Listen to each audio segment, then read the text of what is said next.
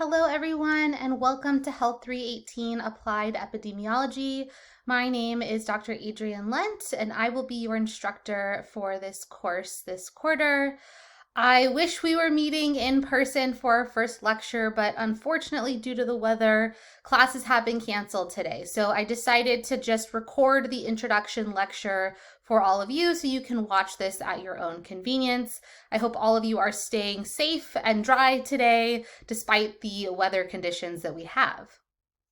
So in this recording, I'm going to go over kind of an introduction to the course. Make sure you understand the learning objectives for the course, what we're going to cover this quarter, important assignments and due dates that you'll need to submit this quarter, and all of those kinds of important course details.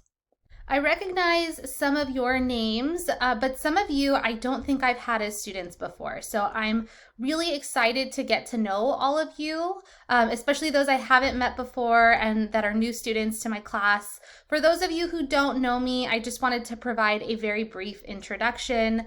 I am originally from Los Angeles. I grew up in the San Fernando Valley, specifically Northridge.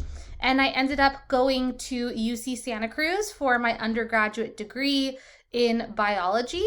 I then decided to go on and get a Master's of Public Health as well as a Master's of Business Administration from the Claremont Colleges, which is in Southern California.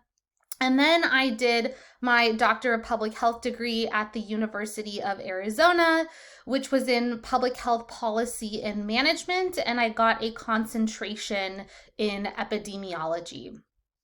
My research interests really focus on health policy and with a focus on access to care issues. A lot of my work has been in cancer, so specifically preventing and controlling the spread of cancer and looking at how we can reduce the disease burden of cancer. A lot of my work has been in health disparities, so looking at disparities among different groups, specifically rural-urban disparities, racial-ethnic disparities. If you want to learn more about my research and how you can get involved, I'm always happy to talk to you about research opportunities. One other thing that I do want to note is that when you see me next class, you will notice that I am pregnant. I am due at the end of March. So my due date is after our class finishes for the quarter. In case Baby Lent decides to make an early appearance, Dr. Keetle is teaching one of the lab sections. She will help kind of wrap up the course if for some reason something happens and I do need to leave the quarter early. But hopefully Baby Lent stays until her due date and we don't have any issues with that. So the first thing I kind of wanted to talk about is, why is this course important? Why are you here? Why is the department requiring that you take this course as a part of your studies at Cal Poly as a major in public health? This course is really important for a number of reasons. Epidemiology is kind of one of the core functions of public health. It's a really critical part of public health. So as graduates with a public health degree from Cal Poly, we really expect that when you leave, you have a really firm grasp of the basics of epidemiology. Also, at this stage, most of you, when you are reading an article, a research article, and you're interpreting the results of that article, at this stage, a lot of you are probably just reading whatever the author has written in the manuscript, right? So you're going to the abstract, maybe you're looking at the discussion section, and you're kind of just regurgitating whatever it is that author said. But it's really important to critically review research. So this course is hopefully going to give you the tools that you need to be able to read research articles, but also be able to critically evaluate and review them. You might be wondering, why do I need to critically review research? Why can't I just take things at face value? So as you go on in your careers as scientists, you yourself might be designing different studies. You might have to read data and manuscripts and interpret the results from those. Whether you go into a career focused in public health, whether you go on to a career in clinical medicine, regardless of what career path you go down, you're going to need to be able to critically review research and evaluate evidence to make decisions. Whether you become a policymaker, a program director, and you have to review the data and make data-based decisions, whether you're a clinician who has to make treatment decisions based on the evidence that exists, you need to know how to critically review and evaluate that evidence so you're making the best decisions. Now, sometimes studies, as we'll talk about, sometimes studies that we read will conclude that there's some risk factor, there's something that is associated with an outcome, or there's some sort of causal association. There's some sort of risk factor exposure that then causes an outcome of interest. Well, we as scientists really need to make sure that that is in fact the case before we make decisions, whether those are financial decisions, treatment decisions for our patients. We have to make sure that we can critically review the science and be critical of the things that we read before just taking them at face value, because there's real world impacts. There's financial effects, there's clinical treatment effects on patients. And so it's really important to have that tool set in terms of being able to evaluate and critically discuss the evidence that we have on a given subject. We also see a lot of headlines in the news, and a lot of these headlines are oftentimes they're misleading. They'll take things maybe out of context for a specific issue from a research study. They might exaggerate the harms of a potential threat. They might overstate their research findings. There's lots of issues that can come up, but we often see a lot of these studies that are discussed in news articles. They're often taken out of context, and sometimes the results can be twisted a little bit. So one of the other really important things in terms of this course is understanding all of the different things that can affect a research study. So for example, did the authors control for other factors that could influence their finding? Did they use validated survey questions to collect their data? Are there errors in their data? Is the study biased? Is the author overstating their findings? These are all things that we want to think about as scientists, as public health researchers, and even as clinicians one day, you'll need to think about these different aspects of research studies and their design in order to come to the best conclusion. So that's kind of why this course is important. The next thing I want to talk about is the format of the course. So this course is a 3-lecture course with 1 lab per week. So our lecture is meeting in person Monday, Wednesday, Friday from 11:10 to 12 p.m. And we also have an online synchronous lab. So what this means is that whichever lab section you're in, whether it's the Tuesday lab or the Friday lab, those are 3-hour labs, you are going to log into Zoom at a specific time at 12:10 on whichever day you're enrolled in, and you'll participate in that lab during that assigned time. So you're not, completing things on your own for the lab. It's a synchronous lab meeting. Whatever lab section you're in, that lab section will all meet during that assigned time. There are a number of prerequisites for this course. The one that I really, really care about is Health 298. So if you're in this course, please make sure that you've completed Health 298. It shouldn't have let you enroll in this class without completing 298, but if you are currently in this class and you have not completed 298, please talk to me. You have to have taken 298 in order to do well in this class. So these are the goals and learning objectives for this course. The first one is being able to identify the major sources of systematic error and random error within epidemiological research studies. We're going to talk about the different sources of error that can happen in research studies and how those basically can affect the results that we see. You also should be able to critically evaluate evidence and determine whether there is a causal association between a risk factor and a health outcome. Oftentimes, as epidemiologists, as public health researchers, as clinicians, we want to know, does some exposure or risk factor, does this cause a specific health outcome, whether it be a disease, whatever that health condition is? And establishing a causal relationship is actually a very difficult and complex task. So we're going to talk about that process of establishing causality between associations. Number 3 is you should be able to interpret univariate, bivariate, and multivariate analyses that are common in epidemiological research and interpret estimates of population impact of risk factors. So we're going to talk about these different analyses. You'll practice doing these different analyses in your lab, and hopefully by the end of this course, you really feel confident in your ability to interpret measures of association. We're going to spend a lot of time calculating and talking about measures of association. Number 4 is you should be able to identify effect modification and explain the difference between effect modification and confounding.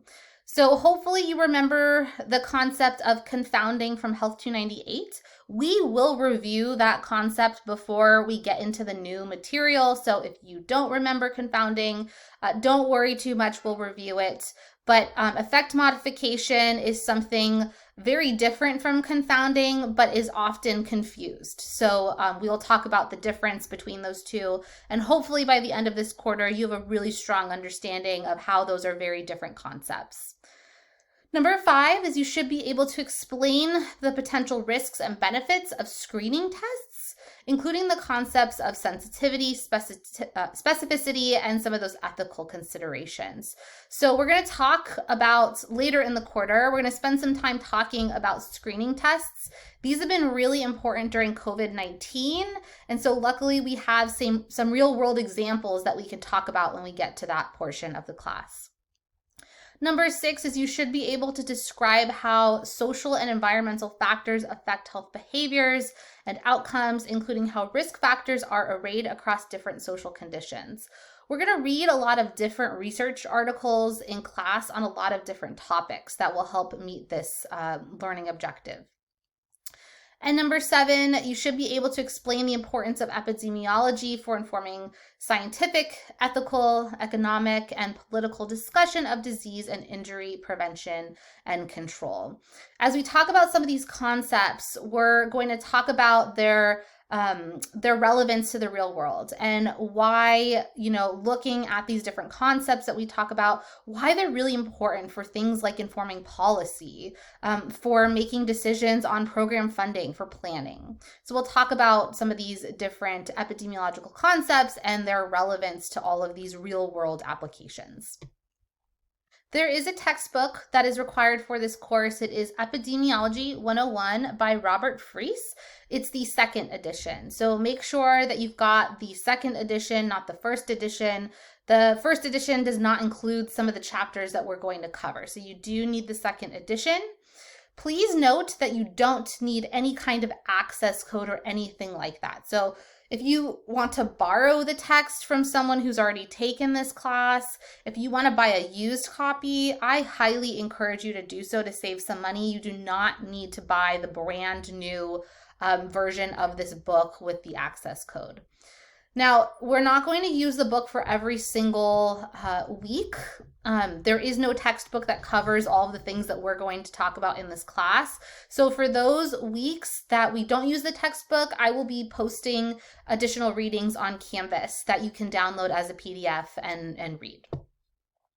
There are a number of assignments that will make up the points for your grade this quarter. There are 2 midterms worth 40 points each that are spread out across the quarter. There's also a group article critique presentation. So you're going to work with your lab groups, and each group is going to pick a peer-reviewed manuscript that is a primary research article, and you're going to give a presentation and lead a discussion with the class. That is worth 40 points. There are a number of in-class activity sheets. And so for the lecture components, there are going to be 8 in-class activity sheets. What these are is what I typically do is when I cover new course material, we'll have a lecture where we cover that new material. The following class typically will then be some sort of activity that's related to that information. So we can kind of practice thinking, discussing, and applying the concepts that we learned in lecture.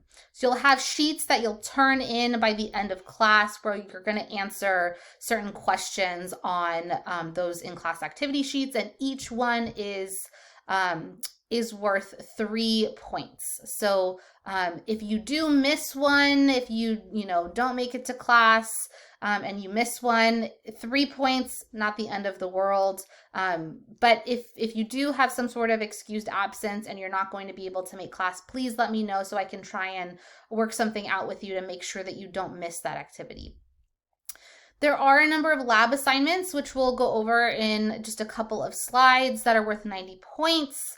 But they're essentially assignments that will complement the stuff we talk about in lecture that also align with a group project that I'll talk about in a little bit as well. And then lastly, there is a comprehensive final exam that is going to take place during final exam week. As of right now, I anticipate that final exam being open early. It's going to open on Sunday, and then it will be open through Tuesday of finals week, online via Canvas. So you can take that on Sunday before your other finals if you want to get it out of the way, which I highly encourage. But you will have all of Monday and all of Tuesday during finals week to take that exam as well. So total points for this course is 324 points. In addition to these assignments, every week I'm going to give you practice problems that align with the course material that we cover that week. These practice problems are not worth any points. I used to have quizzes that assessed your understanding of the material, but I've decided to make them practice. So hopefully you will use them to help you practice the material, apply the things that you've learned, and help assess your understanding of the course material. That way, if you find that you're not doing well on those practice questions, it's kind of an indicator that maybe you need to come meet with me for office hours so we can talk about that course material. My goal is to have these as just really practice problems that help you kind of assess your understanding of where you are and really to help you. You don't have to turn in the practice problems. If you want to skip them, you can, but I highly recommend that you do take advantage of those practice problems to help you prepare for exams. As I mentioned, there are 2 midterms, and each midterm is worth 40 points. Typically, these are true and false, then there's a multiple choice section, and then typically a short answer section. These are completed on Canvas, and I try to give you a generous amount of time. Taking an exam in 50 minutes is really stressful. I don't care how many questions are on the exam. A 50-minute exam block is a really stressful short amount of time. I want you to feel relaxed, comfortable taking these exams. So the exam that I would normally administer during our 50-minute block, I'm going to give you an hour and a half on Canvas. So you should have plenty of time to get through those exams. They are open notes. So if you're taking notes throughout the quarter, I encourage you to use those notes on your exams.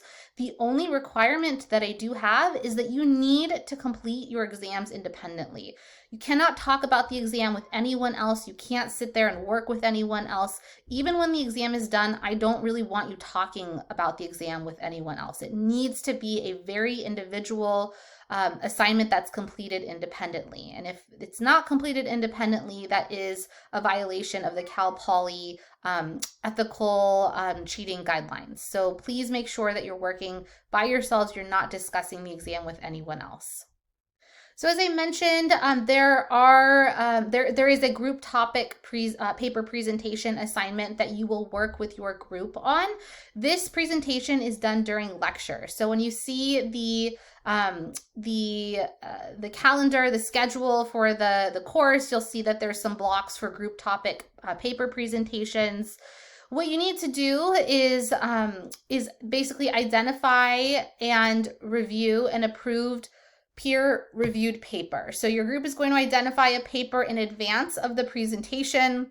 You're going to send that paper to me for approval. Once I approve that paper, then you can get going on that presentation and work with your group.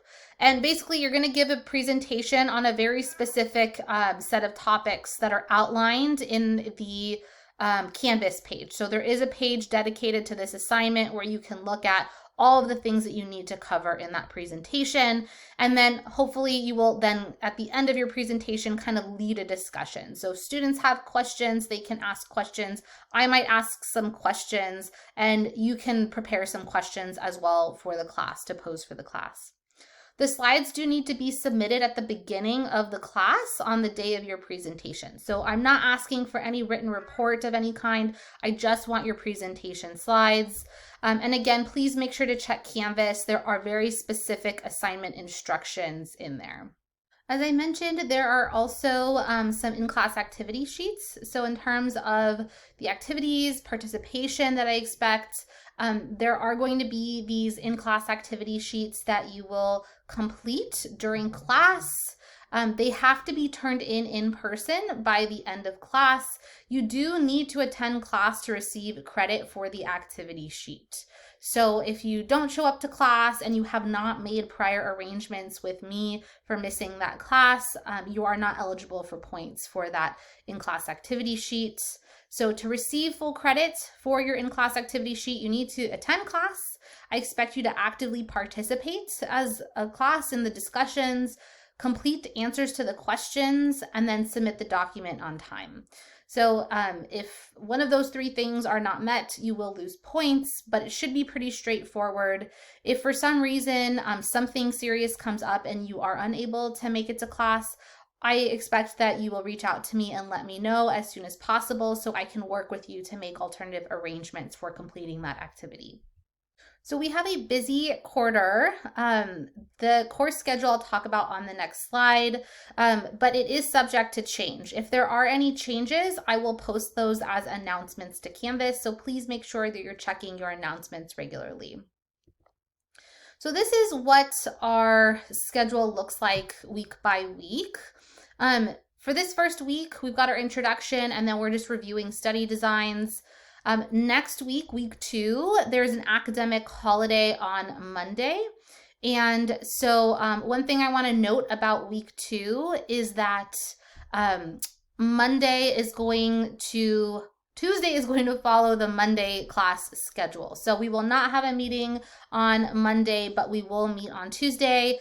Furthermore, the lab for next week is canceled. We'll talk about lab in a couple slides, but we are not meeting for lab next week. You'll have a team contract that you'll complete on your own. But what I want to point out here is that you'll see we've got a review of study designs, which should hopefully be a review from Health 298. We're also going to be talking about confounding, and then we have some material on association and causality that we're going to cover.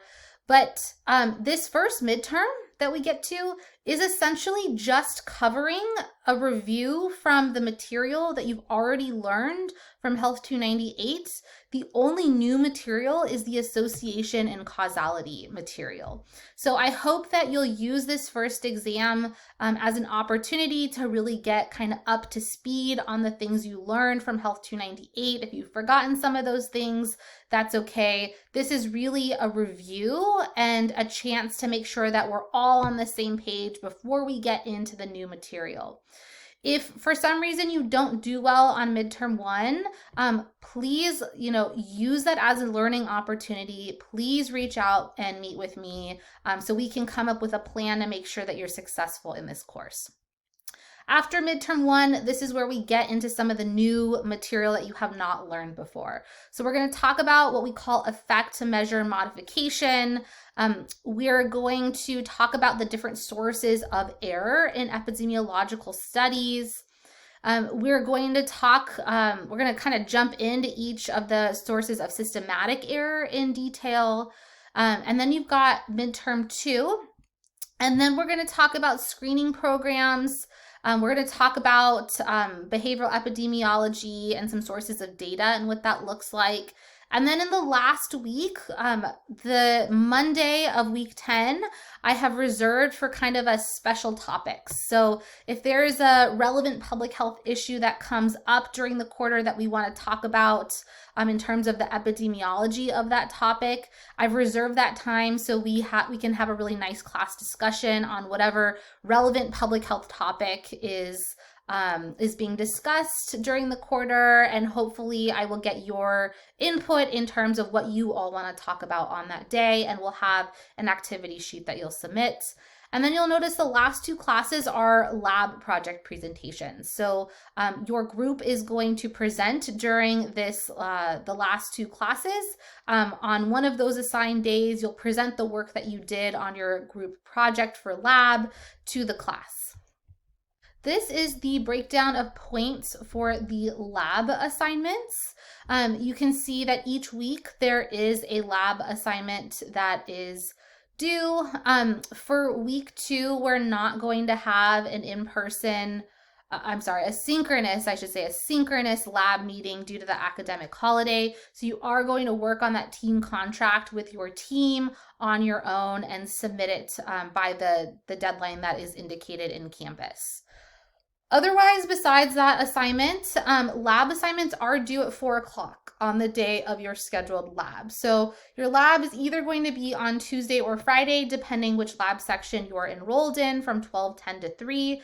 I do expect that your assignment is submitted by 4 o'clock that day.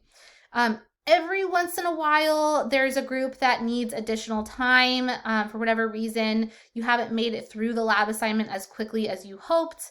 If you do need additional time on a lab, please contact your lab instructor. Please contact me and let me know that you need additional time. I'm happy to grant additional time, but I need to know that you need that additional time in order for me to do so. And lastly, lab assignments are submitted as a group. So unless I've made some sort of announcement, you will be working with a group all quarter on your lab assignments. So this is the schedule for the lab.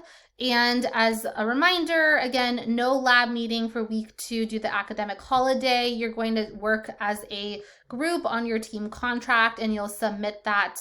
You'll work on that on your own. You might need to find a time to meet, but you'll work on that. It's pretty simple. You'll fill out a template and you'll submit that as a team.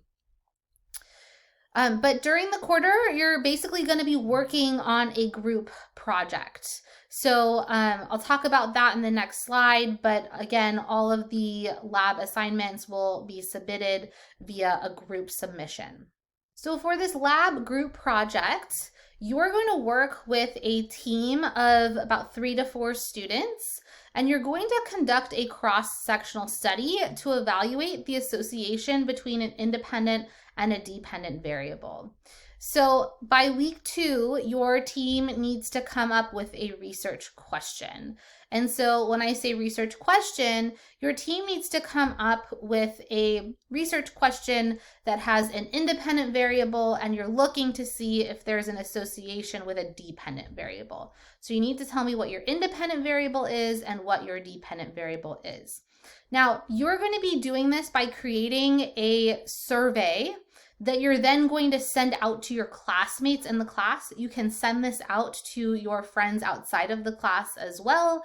But all of the questions that all of the variables that you do want to assess, they have to be assessed using questions and a self-report questionnaire. So you're going to use Google Forms. You're going to come up with a list of questions based on the best practices for assessing that variable. You'll create that survey, and then that survey is going to go out to your classmates in the class. If you want, you can send it out to your friends outside of class, but you need to make sure that that whatever you're assessing, you can assess it via self-reported questions. There's some examples of variables, both independent or dependent variables here. As a reminder, your independent variable is going to be your exposure or your risk factor variable, and your dependent variable is going to be the outcome variable of interest. So there's some examples here. whatever variables you pick, keep in mind the target population that you're looking at. So you're essentially looking at, your sample is going to be your peers in this Health 318 class. So thinking about the types of variables you can assess given this sample, you need to think about whether there is variation in those particular variables.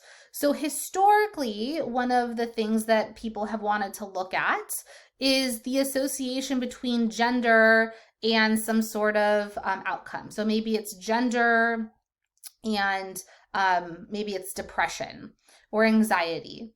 Well, historically, a lot of the classes have been all female, and so there hasn't been anyone in the class in a given quarter, for example, that's identified as a male. So if you have only one value or one option of a given variable, that's probably not going to be a good variable to look at for this particular group project. So think about things that there might be some variation across your classmates that might be interesting to look at.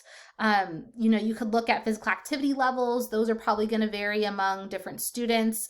Levels of sedentary behavior. Your diet is probably going to vary. Drinking, not just alcohol, but maybe also sugar sweetened beverages, water, those kinds of things. Whether someone has a history of vaping, sleep quantity and quality are also pretty popular variables that students have looked at. Social support, social media use is another one. Stress, self-reported health, employment status. These are all kind of variables that often come up that students have looked at in the past.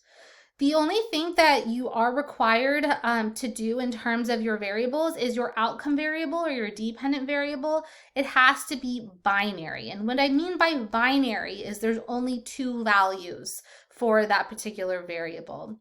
So for example, do you have diabetes? Yes or no. There's only two options. That's a binary variable. And the reason for this is the type of analysis that we're going to conduct. Now, that doesn't mean that your variable has to be binary in your survey question. So for example, if you're looking at perceived stress, and maybe you need to make that variable binary, so whether someone has a high level of perceived stress or a low level of perceived stress, you don't have to have that question be coded as binary in your survey question. If you do collect it on some sort of index or scale, you can then later on decide what that threshold is going to be for coding people as high levels of stress and low levels of stress. So you can always take a variable that is on some sort of index or scale that's continuous. You can always make one of those variables into a binary variable later.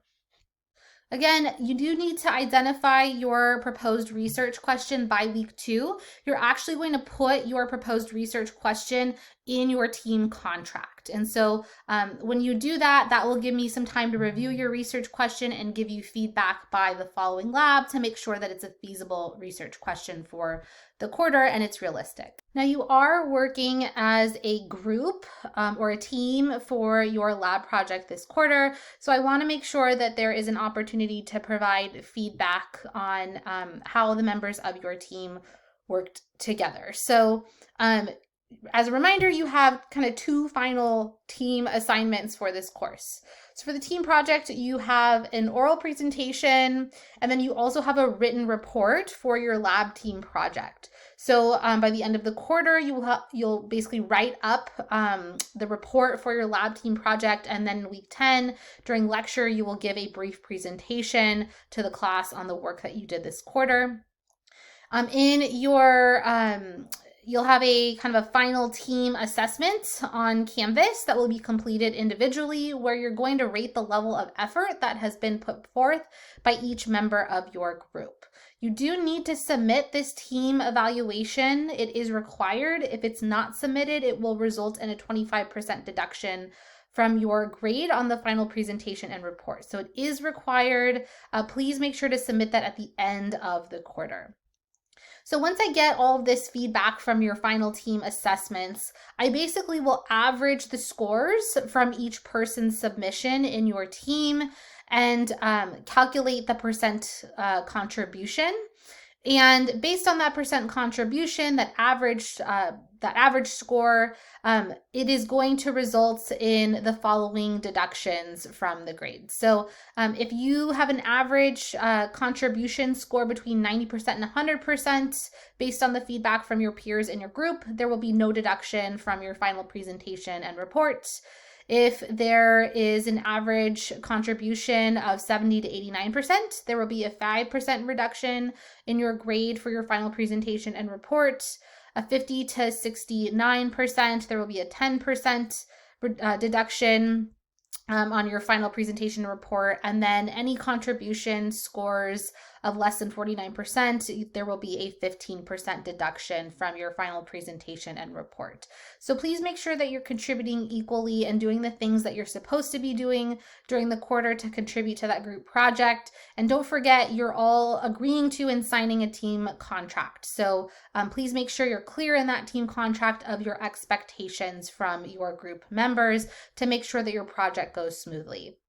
So I have taught this class for a number of years now, and so based on all of the things that I've seen and I've learned in terms of student success, I did want to give you some tips that I think students have found helpful. So first, don't wait until the last minute. And if something comes up or you're having a challenge with some sort of anything during the quarter, please let me know as soon as possible. Don't wait until the day before an exam if there's something you don't understand. Please make sure to complete all of the assigned readings. I have picked the readings specifically because they should be supporting your understanding and your learning of the material that we cover. So if you're skipping them, that's going to be a really big missed opportunity for learning. Make sure that you understand the material. If something isn't clear in your mind, don't ignore it. It's probably going to show up on an exam. I want to make sure that you leave this course having a really strong grasp of the material that we cover. So again, make sure you're doing those practice questions that are optional, but using those as an opportunity to learn where you are in terms of your understanding of the course material. If you complete an exam and you miss questions on an exam, remember your final exam is comprehensive. So make sure that you do understand why you missed those exam questions. They might reappear, or similar questions on the course material might appear in the final. So don't just ignore those things. Ask for help. I am here to help you. My number one goal is to make sure that I am providing a supportive learning environment where you are actually grasping and mastering the concepts that we talk about. So I highly encourage you to ask questions in class. You can always stop me during lecture and ask me to go back over something that's not clear. I also encourage you to come to office hours. My office hours are time that I set aside every week specifically for you. So I expect students to come to office hours. I love it when students come to office hours. I'm really excited to help you and to talk through anything that might be confusing. Attend and actively participate in class. Attendance is really important for not getting behind on material, as well as making sure that you understand the course material. And then lastly, communicate early and often with your instructor. If anything is going on, whether it's, academic wise, it's personal, and it's affecting your performance in the class, please communicate with me. I want to make sure that I'm supporting you during this quarter and to make sure that you're successful.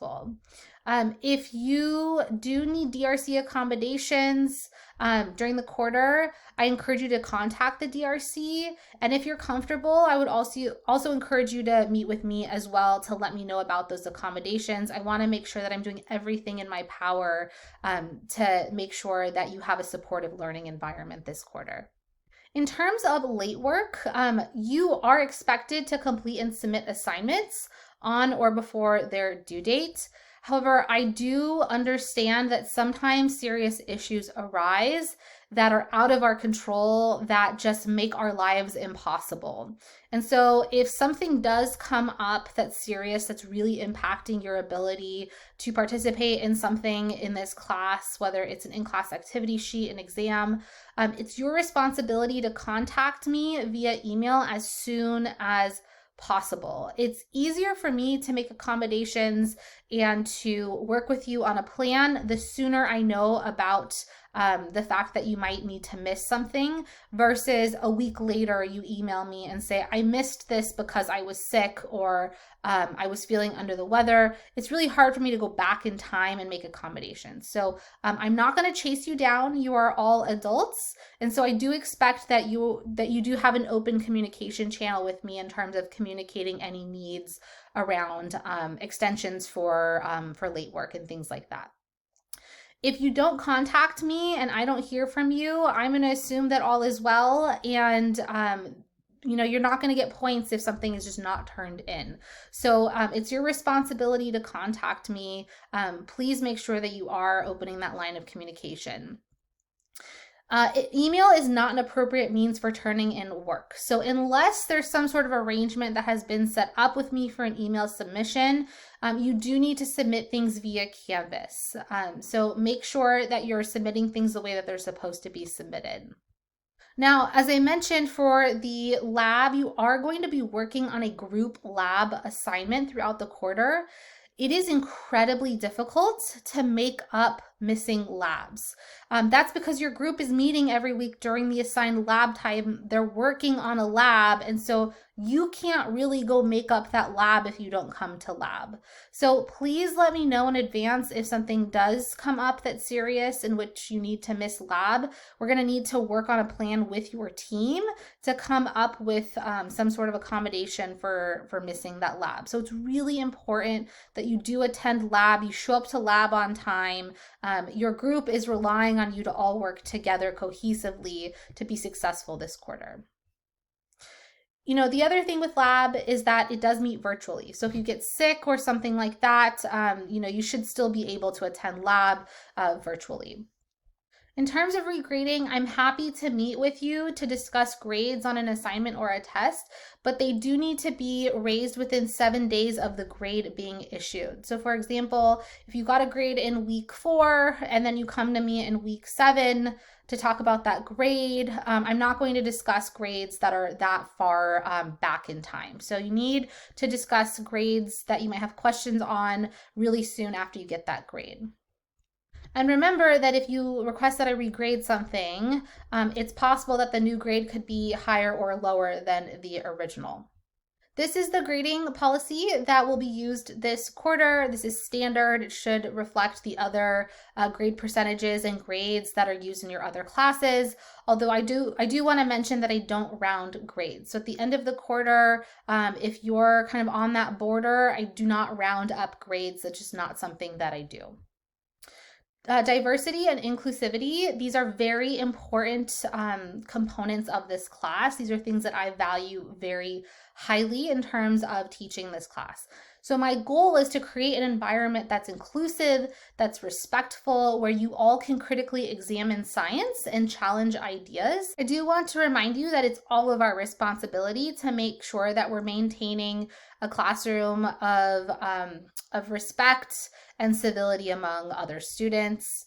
Epidemiology is not an easy subject. In fact, the reason I did my concentration in epidemiology when I was in my doctoral program was because I didn't understand it. And in order to go on and be successful in my career, I felt like I needed to get more training in epidemiology to understand it. I found it really confusing. It didn't come naturally to me. And so I worked really, really hard at trying to understand concepts of epidemiology. And so, I assume that for a lot of you, epidemiology is not the easiest thing in the world. It's hard. It's a hard subject. You're going to have questions. That's great. That's why we're here learning together in the classroom. There is no such thing as a stupid question, and no one should ever feel embarrassed or bad about asking a question, especially in front of all of your classmates. I will not tolerate any harassment, anyone making anyone feel bad about asking a question. Chances are, if you have a question, someone else in the class has the same exact question. So don't be afraid to ask questions this quarter. You're never going to look stupid. In fact, I highly encourage questions. That's part of the learning process. And so I hope that we all will respect each other this quarter. Again, I expect you to attend class regularly. If you are excused, if you have an excused absence, you still are responsible for completing the work. So please make sure that you are working with me on a plan to complete that work. The sooner you let me know about an absence, the better, so I can work with you to make an accommodation. Academic integrity, I will not tolerate any kind of cheating or plagiarism in any form. So specifically your exams, I am trying to give you some flexibility by letting you take those on Canvas on your own time, either in the comfort of your own home or at the Cal Poly library. You do need to complete those exams completely on your own. Any violation of that will result in a 0 on the assignment. It is cheating and plagiarism. So please make sure that you're following the academic integrity policies at Cal Poly throughout the quarter. For your written reports, those need to be in your own words. If you have any questions on citations and how to do that appropriately to make sure you're not plagiarizing, I'm always happy to talk with you about that and review your work. If you are a student with a disability, I want to make sure that you have every support that you need this quarter. So if you are comfortable, I would encourage you talking to me about any accommodations that you need to make sure that those are put in place. I do get notifications, but sometimes the DRC can run a little bit behind on those notifications. So please feel free to talk with me. Those discussions are confidential. I want to make sure I'm supporting you this quarter. And the information for the DRC is on this slide here. Again, some accommodations do take a while to get put into place. So if you're waiting on one, let me know. I'm happy to make sure that Canvas is set up for those accommodations in advance. In terms of communicating with me, email is really the best way to reach me outside of class. My email is on this slide. It's ablent@calpoly.edu. My big thing about email is please make sure you're emailing me from your Cal Poly email. Every quarter I get students that email me from a non-Cal Poly email like a Gmail. It ends up in my junk folder and I don't see it. And so I want to make sure I'm getting your emails, I'm responding to your emails. So please make sure you're using your Cal Poly email and I will do my best to get back to you within 24 hours. I typically try to get back to you much sooner than that. But make sure you're using that Cal Poly email. In terms of how I typically correspond with all of you, if there's any changes in the course schedule or any important things that you need to know, I will typically post those as announcements. So make sure your settings in Canvas are set up that allow announcements to go to your email, so you're getting those via email. You'll also see them on the front page of our Canvas site. So the most recent, I think it's 3 announcements, will show up on our homepage, so you can see those at the top of the page. Masks are currently optional. You are totally welcome to wear a mask. It is at this point, everyone's individual choice on what they're comfortable doing. Feel free to wear one if you want to wear one. As of right now, it is not something that Cal Poly is requiring. I will be wearing one because I am currently pregnant and I'm trying really hard not to get sick. But if you want to wear one, just feel free to wear one in the class. That's totally okay. On that note, in terms of preventing the spread of disease and people getting sick, I do offer a virtual accommodation for any illness-related reasons. So the lecture is an in-person class. I expect you to attend class in person. If you are not feeling well, please do not come to class. For my health, for your classmates' health, please don't come to class. Let me know as soon as you can before class if you're not going to be able to make it. Maybe you have COVID or, there's other things besides COVID. Maybe you have the flu, you've got the sniffles, you've got a sore throat, whatever it is. I don't want you coming to class. I don't want you to risk getting your classmates sick. I don't want you to risk getting me sick. Let me know and I will set up a Zoom for you so you can attend class via Zoom that day. My philosophy is that if you're sick, you should stay home and you shouldn't be penalized and miss class because you are sick. So I will set up a Zoom for you as long as I know in advance I need to do so. It's not something I normally do, but if a student reaches out to me and says, I'm not feeling well, I can't come to class today, then I will set up a Zoom for that student to make sure there's a virtual accommodation so you don't get behind in the course material. Now, this virtual accommodation is meant to be used on a temporary basis. So, you can use it as long as you're sick, but once you're feeling better, I do expect you to come back to class. You can't just attend the entire quarter on a virtual class basis. That's not how this class is set up, but it is something that is meant to kind of keep you on track and avoid any kind of penalty or anything like that if you do become ill during the quarter. So our plans for this week is obviously today we've got our introduction lecture that we are all doing from home because of this weather, but Wednesday and Friday we will hopefully be returning to in-person lecture. We're going to be reviewing the different study designs. So this should just be a review of the stuff that you learned from Health 298. You'll also meet for lab online via Zoom during your scheduled lab time. So if you're in the Tuesday lab, that's from 12:10 to 3 with me. If you're in the Friday lab, that's from 12:10 to 3 with Dr. Keetle. Please make sure you're attending your enrolled lab section. If you have any questions, my contact information is on this slide. I have office hours on Mondays from 1 to 3, and then I have office hours again on Thursdays from 11 to 12. These office hours are currently scheduled on Zoom, and so please make sure to check Canvas for that Zoom link. I'm also available to meet with you in person if you would prefer, or at another time outside of the office hours. Just send me an email and I'm always happy to set up a time to meet with you. I'm looking forward to having all of you in the class this quarter. It's going to be a fun quarter, and hopefully you're going to learn quite a bit about epidemiology. Let me know if you have any questions, and stay safe during today's storm.